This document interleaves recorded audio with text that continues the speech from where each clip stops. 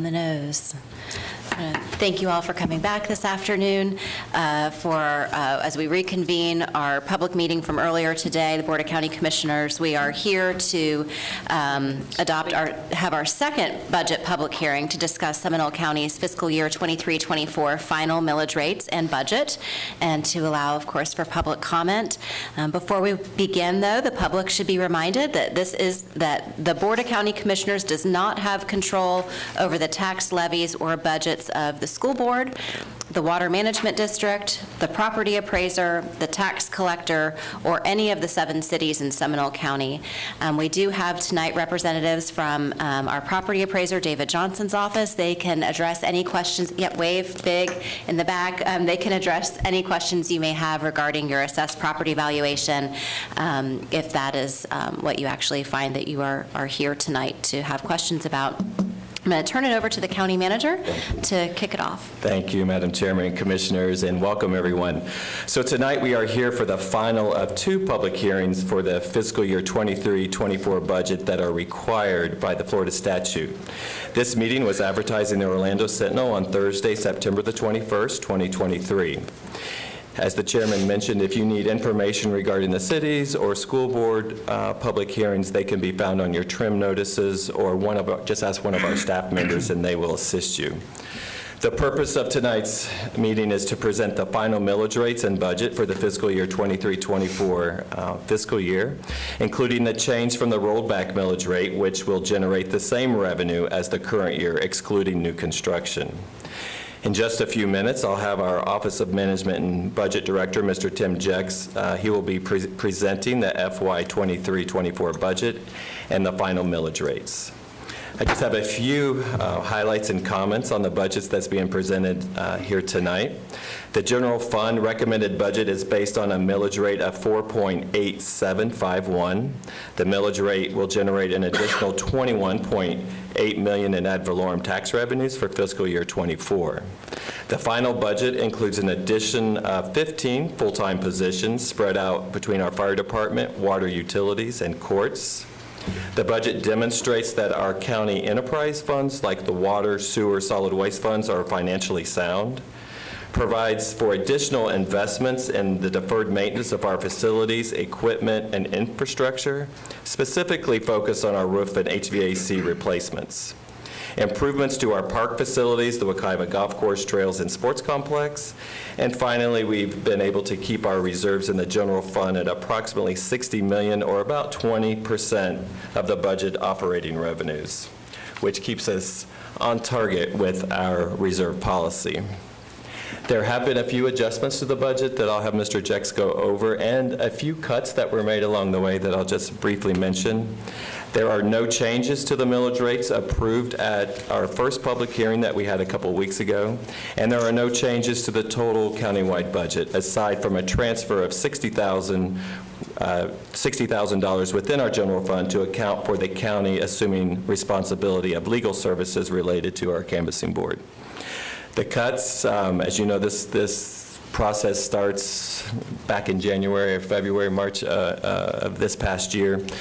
We reviewed budgets for all 5 constitutional offices, as well as 72 programs under control of the Board of County Commissioners. We weren't able to approve every funding request.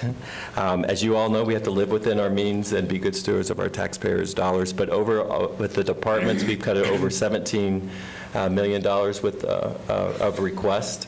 That will reevaluate over the next couple of years. The constitutionals, we've cut over $1,800,000 with the clerk, but we have a plan how we're going to implement that over a couple of years. And then, as you all know, the supervisor elections, it was about $260,000. Correct? 275,000. Thank you. I knew he was going to. $275,000. But I also want to publicly commend the senior staff for their cooperation throughout the budget process that has resulted in this budget being considered tonight. And I want to applaud and thank all of the county staff for their willing assistance to search for efficiencies, expand their work effort, and offer their total support as we make adjustments to the way we provide services to our residents. So at this time, I'll have our Management and Budget Director, Mr. Tim Jex, discuss the fiscal year 23-24 millage millage rates and budgets. And after he's completed his presentation, Chairman, then we can open up to the public for public comment. Thank you. Mr. Jacks? Thank you, County Manager and Commissioners. I'm Timothy Jex with the Office of Management and Budget. In accordance with Florida statute and truth and millage requirements, the FY24 final budget was developed based on the millage rates shown here. The first column shows the current FY23 adopted rates. The second column shows the rollback rates, which would generate the same amount of ad valorem taxes, excluding new construction. The next column shows the FY24 final millage rates for all districts. And the last column shows the percentage of the final millage over the rollback rate. As you can see, the FY24 final rates are the same as the current rates for all districts, and these are the same rates that were approved by the board at our first public hearing.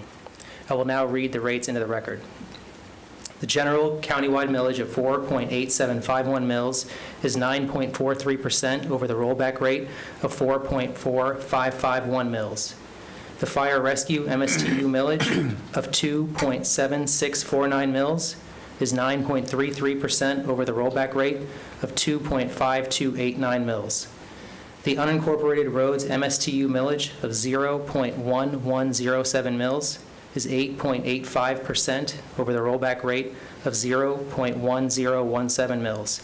And the tentative aggregate millage rate for all BCC taxing districts of 6.8861 mils is 9% over the current aggregate rollback rate of 6.3178 mils. That concludes my presentation. Thank you, Mr. Jacks. Ms. Koontz, do we have any members of the public who would like to speak to the millage? Yes, we have one, George Sellery. Okay. Mr. Sellery, if you would come down. You know the drill, name and address for the record, and you'll have 3 minutes. Get handles out. There's one for you in there, Frank. And can I have some help with putting these up, Tim, when I get to them? Jeremiah can do it. Sure.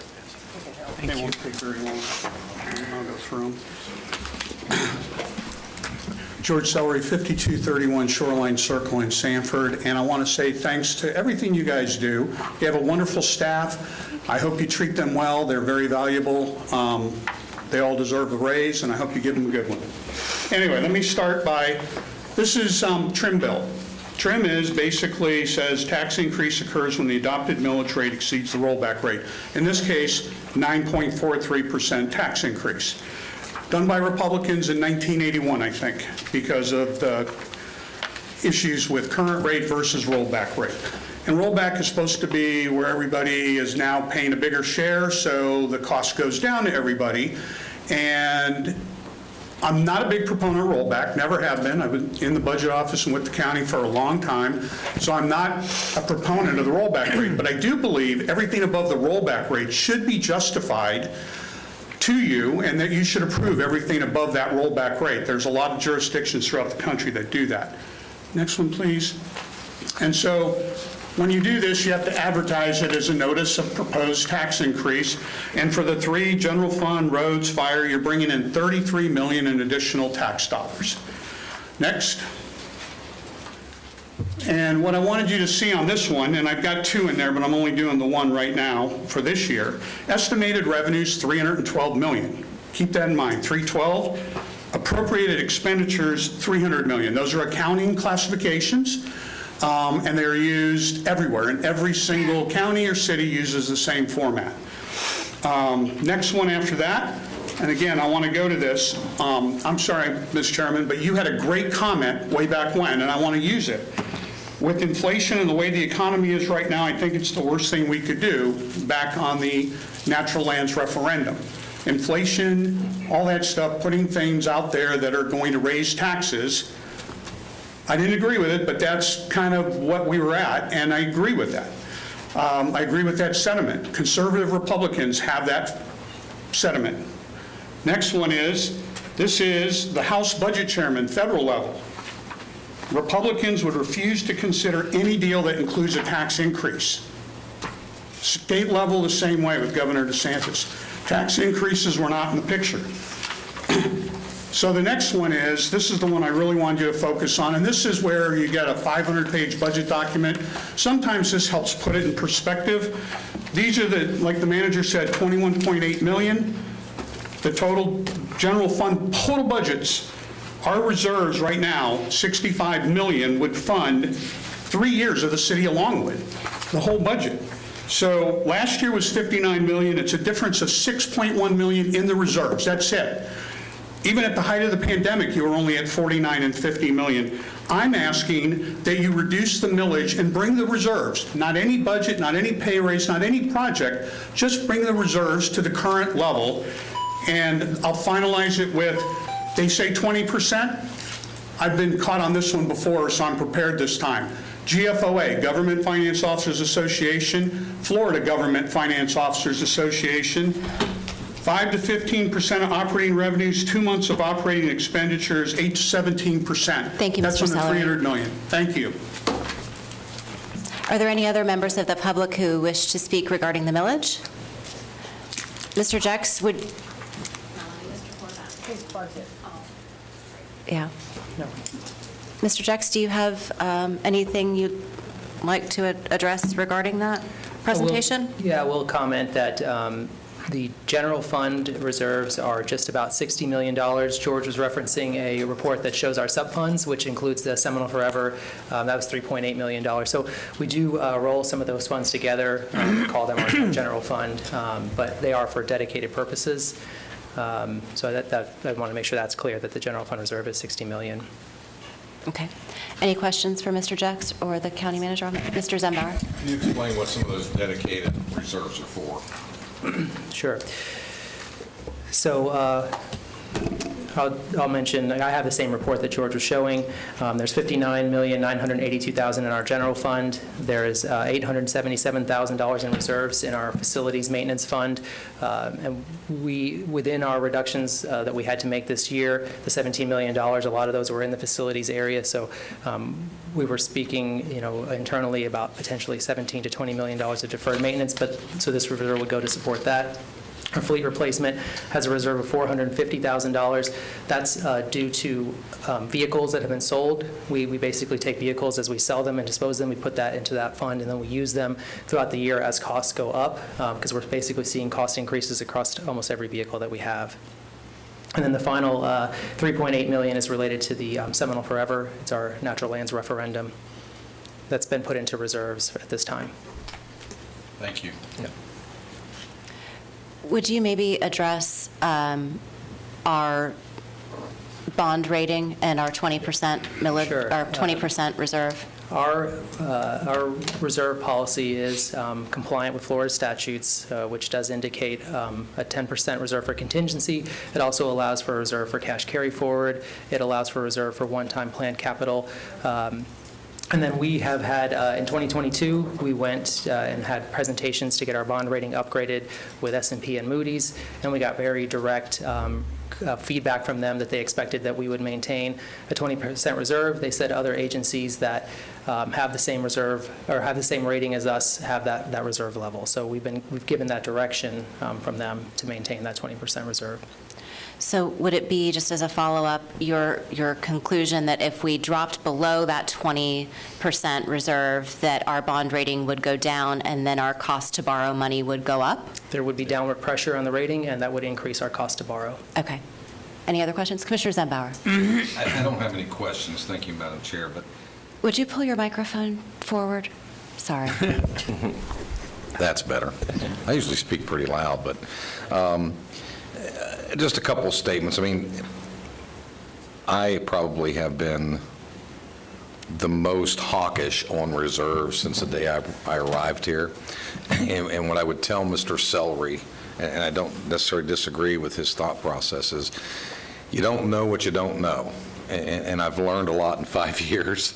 And what I've learned, and I want to take a few moments and thank Tim and Lori in that department for really starting to scrub the carry forward reserves that are sitting out there in all these different departments. I think that's something that needed to be done. It was long overdue. I appreciate that very much. And I also want to thank our new management team, who has admitted that we have millions of dollars of deferred capital expenses all over this county that I think it was the second or third year that I started learning about some of these deferred areas that the taxpayers had already paid for, that we had allowed to run down and to ruin, which cost us 3 and 4 and 5 times what it should have. And the fact that we're now acknowledging that, we're addressing that, I think we're going to see these reserves start to dwindle relatively quickly over the next couple of years as you start to take care of some of that deferred capital improvement issues. So thank you very much for finally taking a business perspective of protecting the tax dollars of the taxpayers, not only for what the taxes are, but what they've already paid for. Yes, that's- And not costing us and the taxpayers 10, 20, 30, 40, or much more percentage because we just let it go to ruin, and we have to start all over again. So thank you all very much for that. Mr. Gray? Yeah, thank you for that. I just add a comment when Mr. Jex was reading what some of our reserves are going for future capital projects. Some jurisdictions, and it's something that we're talking about, they separate that out in the reserve lines, reserve for contingency, then you have a reserve for future capital outlay, so it really even further defines it. So that's something that Mr. Jex and I are going to talk about maybe in this next budget cycle, so it can identify really what our contingency is, and that is for, unfortunately, as we seen and experienced here, Hurricane Ian come through, and we had to upfront all those dollars. That's what the contingency's for. Help us get through the first couple months until our revenue starts coming in. But then we can clearly identify what our reserve for future capital outlay is for the deferred maintenance or for a project, fire stations or anything else that's out there that we know that's within a couple of years of our horizon, and this is how we save up money to pay for things like that. So look forward to that next year. Thank you. Any questions on the millage? All right. Mr. Jex, would you talk about the budget? We need a motion. Oh, I'm so sorry. I thought we were doing it one after the other. You are right. Do I have a motion to adopt the 23-24 millage as presented? So moved. Second. Motion and a second. Any further discussion? All those in favor say aye. Aye. Any opposed? Motion passes unanimously. Thank you. Now let's talk about the budget. There's no change to the total countywide budget amount of $1,071,338,637. The only adjustment from the tentative budget is a $60,000 transfer within the general fund to account for the county assuming responsibility of legal services related to the canvassing board. This chart shows the total budget by service area, and you can see that public safety, physical environment, and transportation make up 75% of the county's total expenditure budget. Public safety includes our fire department and sheriff's offices. Physical environment is water utilities and solid waste services. Transportation includes road construction, drainage, and traffic engineering. And general government includes constitutional officers, facilities maintenance, planning, and our self-insurance activities. Just for housekeeping, does SGTV see that screen as well as that screen for folks at home? Because if they're only seeing that screen, they're not seeing it. And I'd like to ask if this is part of the deferred maintenance. Absolutely. Actually, I have this as a separate line item, as you all know. I'm going to assume that no one running out from behind the curtain means we're good. I believe Mr. Patton's checking on that Okay. right now for us. All right, I just don't want anyone at home to feel like they've not been able to see the visual provided. We're good, awesome. Thank you so much. All right. Do we have? Motion to approve the budget at $1,071,338,637. Okay, there's a motion and a second, and then we will take public comment, because I think we do have someone here who wants to We talk do. about the Mr. budget. Horvath. All right. Mr. Horvath, welcome. It is. So you've heard there's already a motion and second, so you're going to be part of our discussion. Well, good, I'm like that sometimes. All right, so you've got 3 minutes if you'd state your name and address for the record. Okay, John Horvath, 1004 Bradford Drive, Winter Park, Florida. As I tell people, that's the Seminole County part of the county with the Winter Park mailing address. I'm going to start with the millage. I know it's part of the budget. The rollback, I can never, like the gentleman before me said, it's a tricky thing. And when we have fire trucks that are costing $1 million for a fire engine, now, when I remember back many years ago, they were $50,000. So like everything else, the costs have gone up, and there's a lot of technology. So when you're buying equipment, there's more cost to it. So I always felt that the rollback was a thing that the state put in that didn't mean a thing, because the local delegations of the county and the cities, they're always looking at the budget very closely anyway, and they don't want to get their citizens ticked off by not doing the right thing. So the budgets, the millage, I think that should be eliminated. Like I said, I remember when the homestead was $5,000 and people thought it was great, but you know, when your house is assessed at $230,000, that doesn't help much, but it's adjusted with it. The other one thing I want to ask is, you got stuff for 5 points, you're planning changes at 5 points, you're building an administration building, and I think those need to be continued, because a lot of the facilities, like Commissioner Zembar said, they're behind the 8 ball. As I've said before in these meetings, we're nearly 480,000 citizens, and you got to have the facilities to serve 480,000 citizens. And another thing, excuse me, I noticed in your budget, or your meeting earlier today, you were talking about septic to sewer. I don't know what you're doing with that. I don't know if that's part of the budget, but I know that's a big thing, because I know Longwood has been working on that operation for several years because of the Wekiwa River basement. So, you know, you're not the first one, and I know a lot of the West Coast and East Coast counties, because they're on the rivers, they're trying to solve that. I know read articles where Sarasota County, Lee County, some of those are trying to get those developments off the septic, because it's not helping the waterways. And of course, once you get on the sewer, a lot of people don't like that. But I grew up on a farm, and there was only 4 of us in the house, and we had acreage, and we had to move the drain field for a septic tank 3 times, but we had no neighbors, so we could move it. And I drive through some of these subdivisions where you see the septic tank out front. I wonder where the drain field's going to go. You know, go to Charlie's yard, and Charlie's yard goes to Bill's yard, or whatever. But you know, that's something that you can't have in an urban developed area. Now, out in the country maybe, but you know, depends on the soil. Because growing up in citrus, I know what some soils can do, and some can take water, and others hold water. So it's a matter of serving the people. So thank you, Madam Chair and Commissioners, and putting up with me for another meeting. Thank you, Mr. Thank you, Horvath. John. We appreciate you being here. It won't be a budget public hearing without you, so. I missed one a couple years ago. All right, well, making up for it. Oh, my. All right, so we had a motion and a second to adopt the fiscal year 23-24 final budget resolution. Is there any other discussion on the part of the board? Only to say, to make sure when we take this vote, once we take this vote, we own it. Right now, he owns it. There's a motion and a second. All those in favor say aye. Aye. Any opposed? Motion passes unanimously. Thank you. Thank you very much, Mr. Jacks. Thank you to your entire team. Thank you, Mr. Gray. There's a lot of work, as you've already said, that goes into this budget. And to Commissioner Zembauer's point, this has been your baby. You've owned it, and we have adopted it, and we thank you for all the work that went into it. We appreciate it. Good stuff. Anything else to come before the board? No, ma'am. All right, we will be adjourned at 5:50. Yay.